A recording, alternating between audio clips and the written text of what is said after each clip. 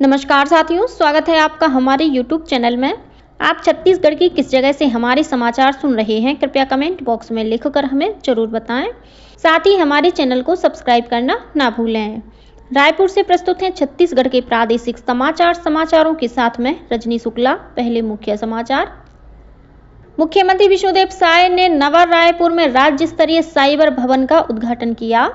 नई औद्योगिक नीति पर कल रायपुर में हुई कार्यशाला। 27 उद्योगों ने प्रदेश में निवेश के लिए जताई इच्छा। रायगढ़ में कल से शुरू हुई राज्य स्तरीय अग्निवीर भर्ती रैली और मौसम विभाग के अनुसार 8 दिसंबर से बस्तर संभाग और उससे लगे जिलों में हो सकती है वर्षा। अब समाचार विस्तार से। मुख्यमंत्री विष्णुदेव साय ने कल नवा रायपुर स्थित पुलिस मुख्यालय में राज्य स्तरीय साइबर भवन का उद्घाटन किया। इस अवसर पर उन्होंने साइबर अपराध की चुनौतियों और उससे निपटने के लिए राज्य सरकार द्वारा उठाए गए कदमों की जानकारी दी। कार्यक्रम में पुलिस कर्मियों के कल्याण के लिए 8 बैंकों के साथ MOU किया गया, जिसके तहत पुलिस अधिकारी कर्मचारियों को विपरीत परिस्थितियों में आर्थिक सहायता प्रदान की जाएगी।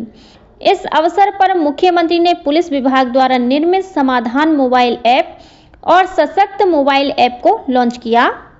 इस दौरान मुख्यमंत्री ने साइबर अपराधों की उत्कृष्ट विवेचना करने वाले पुलिस अधिकारियों और कर्मचारियों को सम्मानित किया।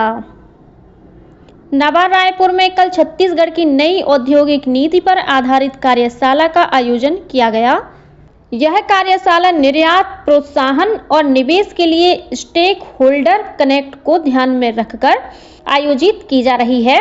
कार्यशाला को संबोधित करते हुए मुख्यमंत्री विष्णुदेव साय ने कहा कि 27 विभिन्न उद्योगों ने प्रदेश में निवेश के लिए इच्छा जताई है, जिन्हें कल 32,000 करोड़ रुपए के rule out of invitation to invest letter वितरित किए गए। कार्यशाला को संबोधित करते हुए उद्योग मंत्री लखनलाल देवांगन ने कहा कि नई औद्योगिक नीति से प्रदेश में बेहतर औद्योगिक वातावरण का निर्माण होगा। उन्होंने कहा कि पहली बार इस नीति के माध्यम से राज्य में पर्यटन और स्वास्थ्य जैसी सुविधाओं में निवेश को भी प्रोत्साहित करने का निर्णय लिया गया है। मुख्यमंत्री विष्णुदेव साय की अध्यक्षता में कल नवा रायपुर में माओवाद परिदृश्य पर समीक्षा बैठक हुई। इस अवसर पर उप मुख्यमंत्री और गृह मंत्री विजय शर्मा सहित राज्य के वरिष्ठ अधिकारी उपस्थित थे। बैठक में माओवाद उन्मूलन के प्रयासों की समीक्षा करने के साथ ही भविष्य की रणनीतियों पर चर्चा की गई। मुख्यमंत्री ने कहा कि माओवादियों के आत्मसमर्पण के लिए जन जागरूकता अभियान को और तेज करने की आवश्यकता है। मुख्यमंत्री ने प्रधानमंत्री आवास योजना के तहत आत्मसमर्पित माओवादियों और माओवाद पीड़ित परिवारों के लिए 15,000 मकानों के निर्माण कार्य जल्द पूरा करने के निर्देश दिए। बैठक में गृह मंत्री विजय शर्मा ने माओवादियों के वित्तीय नेटवर्क को तोड़ने की आवश्यकता पर जोर दिया। रायगढ़ जिले में कल से राज्य स्तरीय अग्निवीर भर्ती रैली शुरू हो गई है। पहले दिन प्रदेश के सारंगढ़, बिलाईगढ़ और जांजगीर चांपा जिले के 770 युवाओं ने भर्ती रैली में हिस्सा लिया। इनमें से 285 युवा दौड़ में सफल हुए। इन उम्मीदवारों को अब शारीरिक प्रवीणता, कागजी कार्यवाही और मेडिकल जांच की प्रक्रिया से गुजरना होगा। पहले दिन 917 युवाओं को एडमिट कार्ड जारी किए गए थे, जिनमें से 770 युवा आयोजन स्थल पर पहुंचे। सेना में भर्ती को लेकर युवाओं में खासा उत्साह देखने को मिला। गौरतलब है कि 12 दिसंबर तक चलने वाली इस भर्ती रैली में प्रदेश के 33 जिलों के 8,556 युवाओं ने CEE परीक्षा पास की है। नारायणपुर जिले में सुरक्षा बलों और माओवादियों के बीच मुठभेड़ होने की खबर है। मिली जानकारी के अनुसार DRG और BSF का संयुक्त दल अबूझमाड़ क्षेत्र में गश्त पर निकला था। इस बीच कल दोपहर माओवादियों और सुरक्षा बलों के बीच मुठभेड़ होने के समाचार मिले हैं। भारतीय नौसेना की भूमिका और उपलब्धियों को मान्यता देने के लिए प्रत्येक वर्ष 4 दिसंबर को नौसेना दिवस मनाया जाता है। प्रधानमंत्री नरेंद्र मोदी ने कल नौसेना दिवस के अवसर पर जवानों को बधाई दी। श्री मोदी ने सोशल मीडिया पोस्ट में कहा कि नौसेना के बहादुर जवान साहस और समर्पण के साथ देश के समुद्री सीमाओं की रक्षा करते हैं। राज्यपाल रमेन डेका ने कल धमतरी प्रवास के दौरान जिला पंचायत परिषद में एक पेड़ मां के नाम अभियान के तहत रुद्राक्ष का पौधा लगाया। इस दौरान उन्होंने लोगों से भी अधिक से अधिक पेड़ लगाने की अपील की।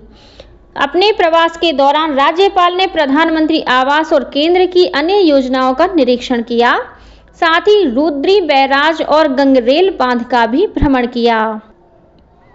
बस्तर संभाग में कल सुबह करीब 7:30 बजे भूकंप के झटके महसूस किए गए। भूकंप का असर लगभग 7 सेकंड तक सुकमा, दंतेवाड़ा, बीजापुर और जगदलपुर सहित कई जगहों पर महसूस किया गया। भूकंप का केंद्र तेलंगाना के मुलुगु में बताया जा रहा है। रिएक्टर स्केल पर भूकंप की तीव्रता 5.3 मापी गई है। भूकंप के झटके महसूस होने पर लोग घरों से बाहर निकल आए। फिलहाल भूकंप से जान माल के नुकसान की खबर नहीं है। सूरजपुर जिले के प्रतापपुर थाना क्षेत्र में मंगलवार रात हुए सड़क हादसे में 3 लोगों की मौत हो गई।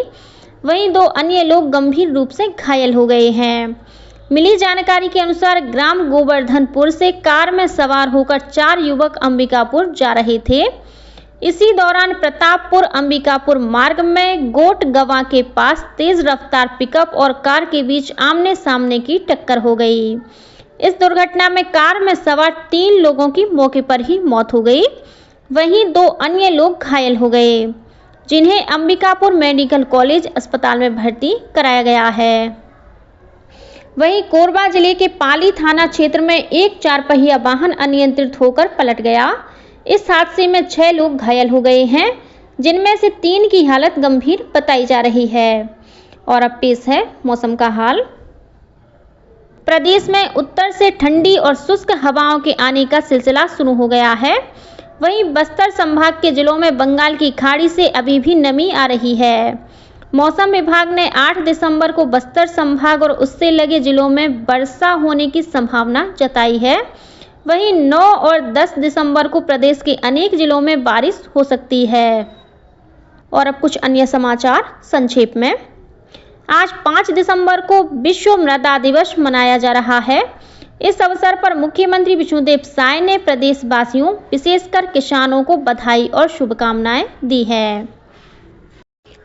मुख्यमंत्री विष्णुदेव साय रायगढ़ में आयोजित उत्कल ब्राह्मण सम्मेलन में शामिल हुए। इस मौके पर उन्होंने उत्कल ब्राह्मण समाज के भवन निर्माण के लिए 50 लाख रुपए देने की घोषणा की। छत्तीसगढ़ के 100 किसानों के अध्ययन दल ने महाराष्ट्र के वर्धा में स्थापित रेशम कृषि की उन्नत तकनीकी का अध्ययन किया। इन किसानों को मिट्टी, पौधे, कृमि पालन और सिंचाई सहित तकनीकी बारीकियों का प्रशिक्षण दिया गया। भारत निर्वाचन आयोग द्वारा मतदाता शिक्षा और जागरूकता के लिए दिए जाने वाले राष्ट्रीय मीडिया अवार्ड के लिए मीडिया संस्थानों से 10 दिसंबर तक प्रविष्टियां आमंत्रित की गई हैं। छत्तीसगढ़ लोक सेवा आयोग द्वारा आयोजित परिवहन उप निरीक्षक के तकनीकी पदों पर भर्ती परीक्षा के लिए साक्षात्कार 17 दिसंबर को होगा। मनेन्द्रगढ़ चिरमिरी भरतपुर जिले के मनेन्द्रगढ़ स्थित झिरिया यूजी माइंस में कोयला ब्लास्टिंग के बाद ड्रेसिंग के दौरान हुए हादसे में 2 मजदूरों की मौत हो गई है।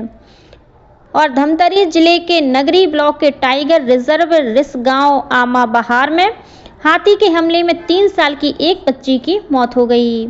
इसी के साथ छत्तीसगढ़ के समाचारों का ये बुलेटिन समाप्त हुआ। नमस्कार।